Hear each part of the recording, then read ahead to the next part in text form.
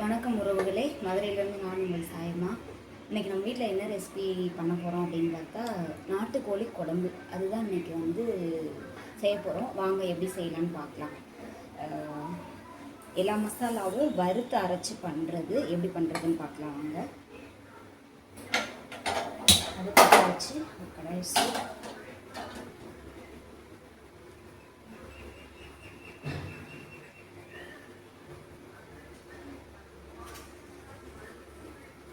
வறுக்கிறதுக்கு என்னென்ன பொருள் எடுத்திருக்கேன் அப்படின்னா, ஒரு ஸ்பூன் சீரகம், ஒரு ஸ்பூன் மிளகு, 1.5 ஸ்பூன் மல்லி, ஒரு 4 மிளகாய் வத்தல் எடுத்திருக்கேன். இதை அப்படியே வறுத்து எடுத்துக்குவோம்.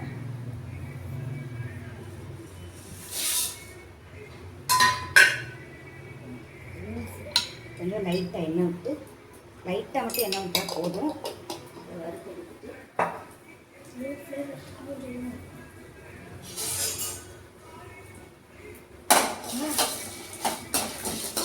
கொஞ்சம் மீடியம் ஃப்ளேமில் மீடியமாக வச்சு அதை வறுத்து எடுத்துக்கோங்க. கறியை விட்டுறாமல் வறுத்துக்கோங்க. நல்லா ஒரு பொன்னிறமாக வந்தோடனே ஒரு வாசனை வரும். அந்த வாசனை வந்தோடனே அப்படியே அதை மாற்றி எடுத்துக்கோங்க.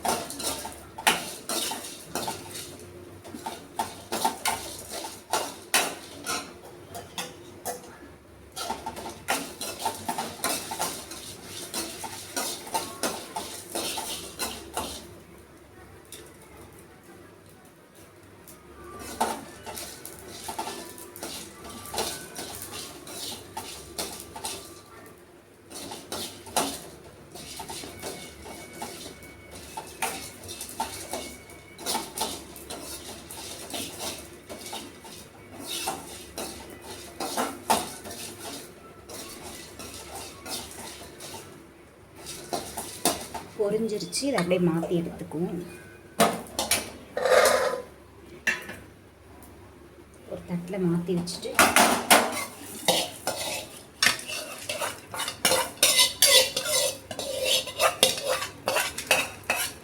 ஆட்டிக்கிட்டே இருக்க கிருத்தி. அது நீ வீடியோ இது பண்ணுறப்ப பாரு, அது ஒரு மாதிரி சுற்றி சுற்றி ஆடிக்கிட்டே இருக்கும்.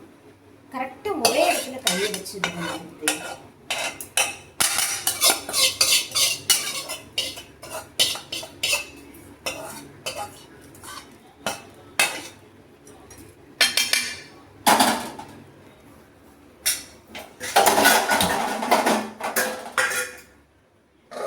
அடுத்து வெங்காயம் தக்காளி எல்லாம் வணக்கி எடுத்து தரலாம். அது என்னென்னன்றதை பார்த்துருவோம். இது மல்லி, ஜீரகம், மிளகு, மிளகாய் வத்தல் இது தனியாக வறுத்து வச்சுருக்கோம். அது கூட சேர்த்து அரைக்கிறதுக்கேவும் சின்ன வெங்காயம் ஒரு 100 கிராம்,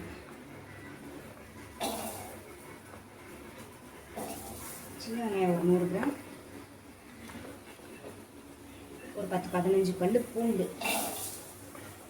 கொஞ்சம் நிறைய போட்டால் நல்லாயிருக்கும். ஒரு 2 இன்ச்சு 1.5 இன்ச்சு 2 இன்ச்சு அளவுக்கு இஞ்சி எடுத்து நறுக்கி வச்சுருக்கு. அதையும் போட்டுக்குவோம்.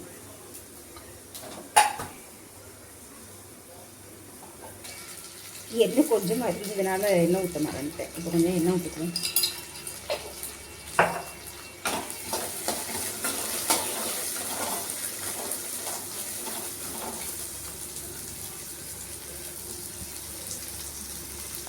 சட்டி தான் தெரியுது. நீங்கள் வச்சிருந்தது சட்டி மட்டும்தான் தெரிஞ்சது.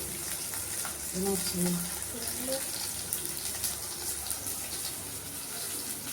ஸ்டாப் பண்ண என்னாச்சு?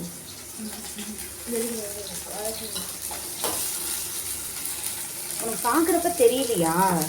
இப்போ தான் கரெக்டாக தெரியுது. ஆனால் உண்மைக்குமே சொல்கிறேங்க இருக்கு. இது அம்மாவுக்கு கொஞ்சம் சொல்கிறாங்களே, சரி அவங்களுக்கு அதை ஹெல்ப் பண்ணுவோன்னு நினச்சி பண்ணுறியா, இல்லை ஐயோ நமக்கு இப்படி ஒரு வேலையை கொடுக்குறாங்களே நினச்சி பண்ணுறியான்னு எனக்கு தெரியலை. ஒரு வீடியோ எடுக்கணும் வாடான்னு கூப்பிட்டதே சொல்லி தான் கூப்பிட்டேன். கரெக்டாக பண்ணு, சொதப்பி விட்றாதுன்னு.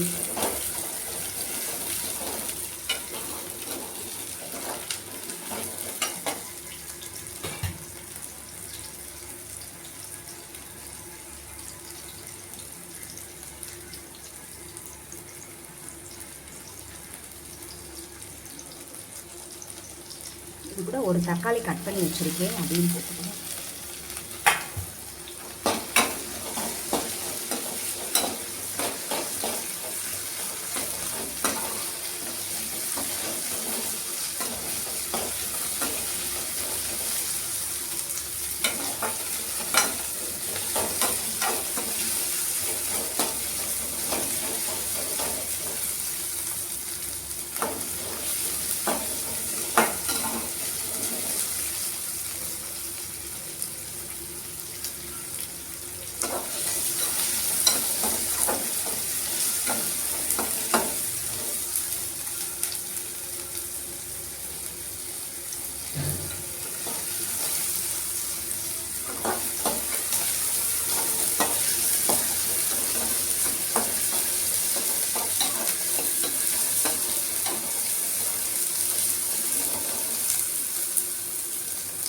பூண்டு, இஞ்சி, வெங்காயம், தக்காளி இது 4மே நல்லா வணங்கிருச்சு. இது கூட வந்துட்டு கொஞ்சம் தேங்காய், ஒரு 4-5 ஸ்பூன் தேங்காய், ஒரு கைப்பிடி அளவு, அதையும் சேர்த்து அப்படியே இதோட வணக்கிடுவோம்.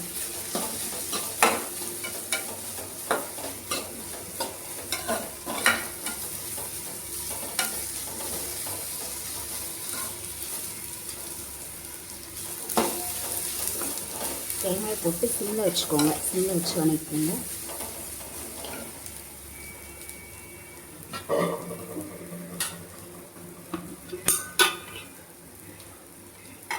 அது கூட ஒரு ஸ்பூன் வந்துட்டு தனி மிளகாத்தூள், ஏன்னா வத்தல் வந்துட்டு 4 வத்தல் தான் எடுத்திருக்கேன்.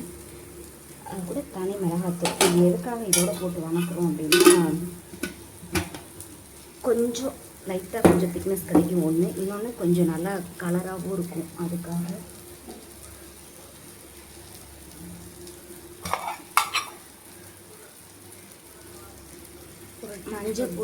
மஞ்சள் பொடி வந்துட்டு கொஞ்சம் ஊடலை. நீ பேசணுன்னே நான் சொல்ல வந்ததை மறந்துட்டேன். அடுப்பு ஆஃப் பண்ணிவிட்டு அப்படியே அந்த சூட்லேயே போட்டு வணக்கி விட்டுருங்க. இதை ஆறினோடனே அப்படியே எல்லாத்தையும் மொத்தம் அப்படியே அரைச்சி எடுத்துகிட்டு வந்துடுவோம். எடுத்துகிட்டு வந்து அப்படியே தாளித்து விட்டுருவோம். யாரும் வந்துருக்காங்க. மசாலா வந்து இப்போ வறுத்து அரைச்சி எடுத்துகிட்டு வந்தாச்சு. நம்ம தாளித்து விட்ருவோம். குக்கரில் வந்து தாளித்து விட்டு எல்லாத்தையும் ஒன்றா கலக்கி ஒரு 5 விசில் விட்டு எடுத்துருவோம். கொஞ்சம் முத்தின கோழியாக இருந்தால் விசில் வந்து கொஞ்சம் 2 விசில் எக்ஸ்ட்ரா விடலாம். பிஞ்சு கறியாக இருந்துச்சு அப்படின்னா ஒரு 4 விசில் 5 விசில் வச்சாலே போதும். நல்லெண்ணெய் வந்து ஒரு 2-3 ஸ்பூன், எண்ணெய் வந்து கொஞ்சம் நல்லா விட்டுக்கோங்க. 4 ஸ்பூன் எண்ணெய் விட்டுருக்கேன். சின்ன ஸ்பூனால் 4 ஸ்பூன் விட்டுருக்கேன்.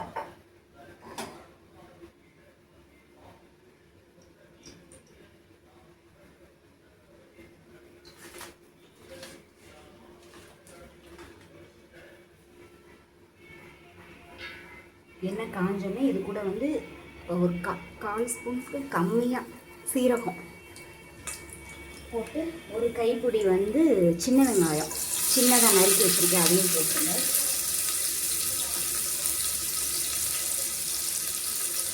பச்சை மிளகா ஒரு 2 பச்சை மிளகாய் நறுக்கி வச்சுருக்கேன், அதையும் போட்டுருவோம்.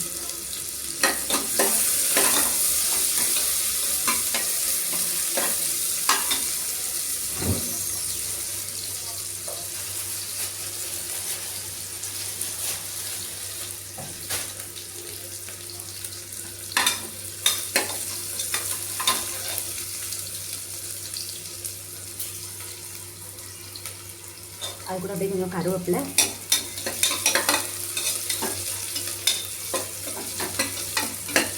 வெங்காயம் பாதி வணங்கி வந்துருச்சு. இது கூட அப்படியே ஒரு தக்காளி, ஒரு குட்டி தக்காளி. என்னம்மா என்னப்பா கேபிளா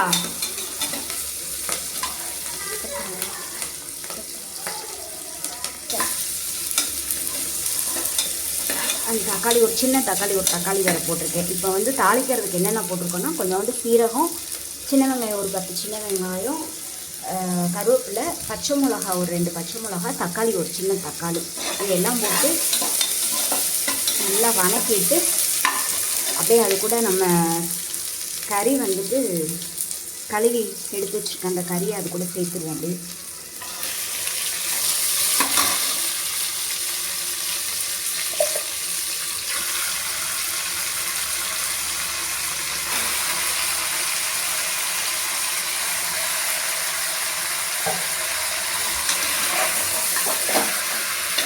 நல்லா பெரட்டி விட்டுருங்க.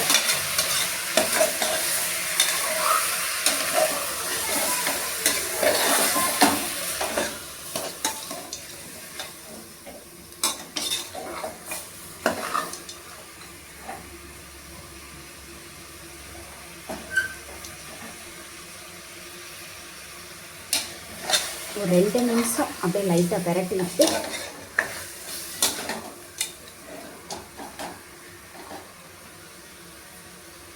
அந்த வணக்கின தாளித்து விட்டு அந்த மசாலா அப்படியே அந்த கறியில் அப்படியே எல்லாத்துலேயும் படுற மாதிரி பெரட்டி விட்டுட்டு நம்ம அரைச்சி வச்சுக்க மசாலாவை அப்படியே இது கூட சேர்த்துருவோம். எல்லாம் அப்படியே நல்லா கலந்து வந்துருச்சு. இது கூட அப்படியே நம்ம அரைச்ச மசாலாவை சேர்த்துருவோம்.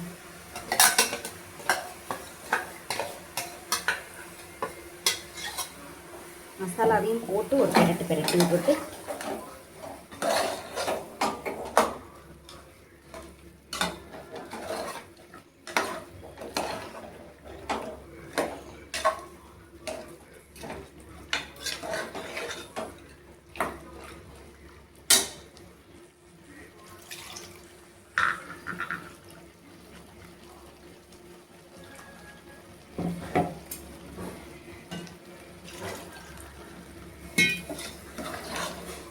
பெரட்டி விட்டோம்னா நல்லா கொதிச்சு வருது. இந்த டைமில் வந்துட்டு நான் அரிசி கழுவின தண்ணி, முட்டை குழம்புக்கு சொன்னேன் பார்த்தீங்களா, அரிசி கழுவின தண்ணி 3வது கழுவு, அந்த தண்ணியை வந்து எடுத்து வச்சுருக்கிறேன். அந்த தண்ணியை தான் இப்போ ஊற்ற போகிறேன். இது வந்து குக்கரில் வைக்கிறதுனால தண்ணி வந்து பார்த்து வச்சுக்கோங்க. ஏன்னா இது கெட்டியாக உங்களுக்கு வேணும்னா தண்ணி கம்மியாக வச்சுக்கோங்க. இல்லை கொஞ்சம் தண்ணியாக லூஸாக இருக்கணும் பரவாயில்ல, கொஞ்சம் தண்ணியாக இருந்தால் தான் நல்லாயிருக்கும் அப்படின்ற மாதிரி உங்களுக்கு தோணுச்சுன்னா தண்ணி கொஞ்சம் எக்ஸ்ட்ரா வச்சுக்கோங்க.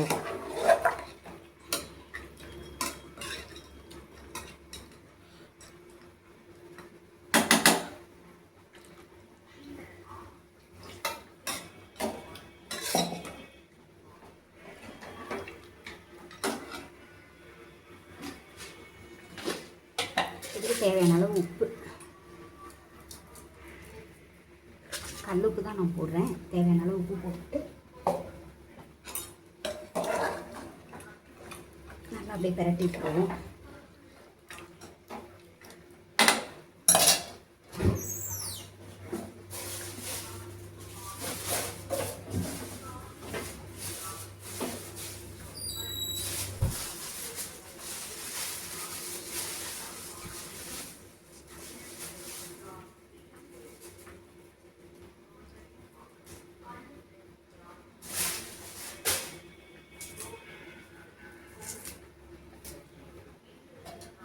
பெரட்டி விட்டு லைட்டாக அப்படியே கொஞ்சமாக கொத்தமல்லியை போட்டு அப்படியே மூடியை போட்டு மூடி வச்சுருவோம்.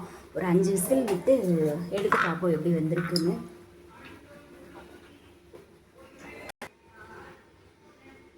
இப்போ நம்ம தாளித்து எல்லாம் கலக்கி இது குக்கரில் வச்சு விட்ருந்தோம். 5 விசில் வந்து அந்த ஸ்ட்ரீம் அடங்கிடுச்சு. இப்போ எடுத்து பார்ப்போம் எப்படி இருக்குன்ட்டு. அது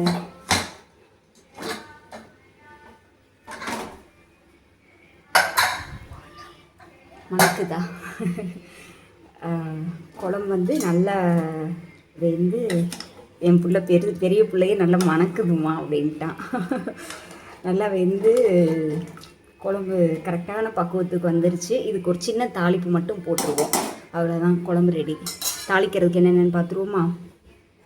தாளிக்கிறதுக்கு வந்துட்டு சின்ன வெங்காயம் கொஞ்சம், கருவேப்பிலை, ஒரு 1/4 ஸ்பூன் சோம்பு, அவ்வளோதான். இது வந்துட்டு இந்த பட்டை கிராம், அது என்னது, கல்பாசி இவ்வளாண்டு சின்னதாக அவ்வளாண்டு, அவ்வளோதான். சின்ன வெங்காயம் கொஞ்சோண்டு, கருவேப்பிலை, அந்த கல்பாசி கொஞ்சோண்டு, ஒரு 1/4 ஸ்பூன் சோம்பு, அவ்வளோதான். அது நல்லெண்ணெய் ஊற்றி தாளித்து போட்டோன்னா குழம்பு ரெடி, வேலை முடிஞ்சிச்சு. இதை தாளித்து போட்டு எப்படி இருக்குன்னு பார்ப்போம் வாங்க. நீ அப்படியே பின்னாடியே போயிட்டுருக்க கிருத்தி. நீ இங்கே வச்சாதான் கிருத்தி நான் என்ன பண்ணுறேன் அப்படின்றது தெரியும். நீ பின்னாடியே போகிற, நான் அடுப்பையும் தூக்கிட்டு உன் பின்னாடியே வர முடியுமா? அப்போ அதை எப்படி கரெக்டாக நின்று அது மாதிரி பண்ணு. இப்போ உனக்கு அங்கே கிரிக்கெட் விளையாட போகணும்.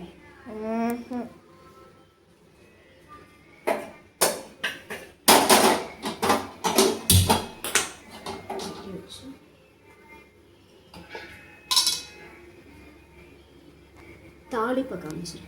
அதான் காமிச்சுக்கிட்டு இருக்கேன். இப்போ எப்படி தெரியுது? இப்போ எப்படி கிளியராக இருக்கா? கையில் இருந்தால் தெரியும். அது அங்கே வரைக்கும்லாம் வராது. நீ இப்படி வச்சேன்னா கரெக்டாக இருக்கும். இப்போ எப்படி தெரியுது? நல்லெண்ணெய் ஒரு 2 ஸ்பூன் விட்டு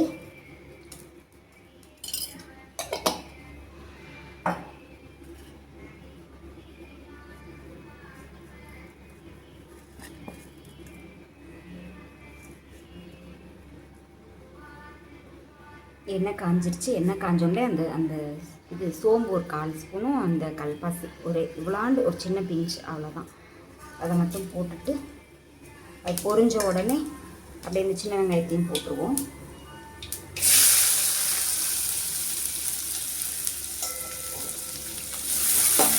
சின்ன வெங்காயத்தையும் போட்டு நல்லா வதக்கிட்டு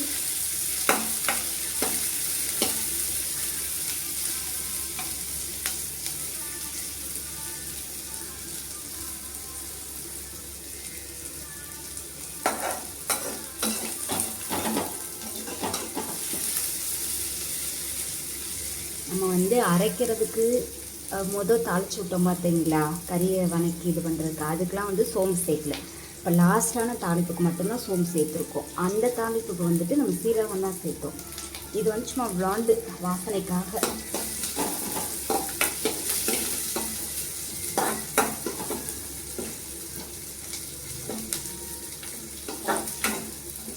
நல்ல பொன்னிறமாக வர்ற வரைக்கும் வதக்கிடுவோம்.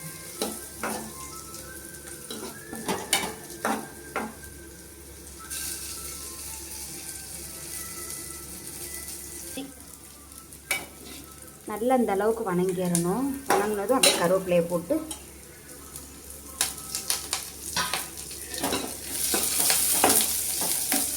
சிம்மில் வச்சுட்டு நல்லா வணக்கிட்டு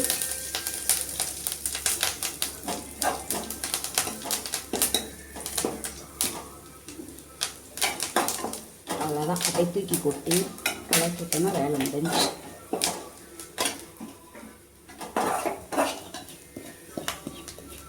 இந்த அளவு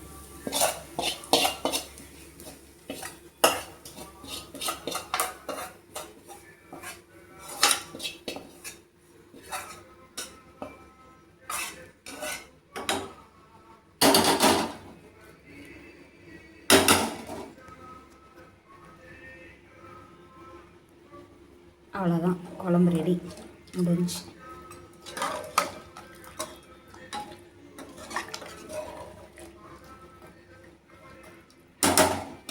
அப்படியே கொஞ்சோண்டு கொத்தமல்லி மட்டும் போட்டோம்னா வேலை முடிஞ்சு.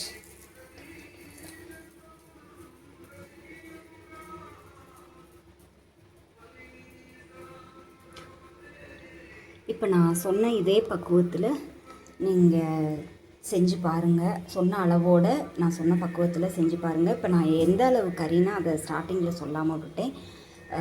1 கிலோ கறிக்கு நான் சொன்ன அளவு மசாலா போட்டு அரைச்சி நான் சொன்ன பக்குவத்தில் செஞ்சு பாருங்கள். டேஸ்ட் உண்மைக்குமே சூப்பராக இருக்கும். ஈஸியான ரெசிபி தான் இது. இன்னொன்று வந்துட்டு எல்லாத்துக்குமே சூட்டபிள் ஆகும். தோசை, இட்லி, சாதம் எல்லாத்துக்கும் வச்சு சாப்பிட்டுக்கலாம். இதை செஞ்சு பார்த்துட்டு கமெண்டில் சொல்லுங்கள் எப்படின்னு சொல்லி. பிடிச்சிருந்தா லைக் பண்ணுங்கள், ஷேர் பண்ணுங்கள், கமெண்ட் பண்ணுங்கள். கிருத்திக் சாய் சேனலை சப்ஸ்கிரைப் பண்ணி வச்சுக்கோங்க.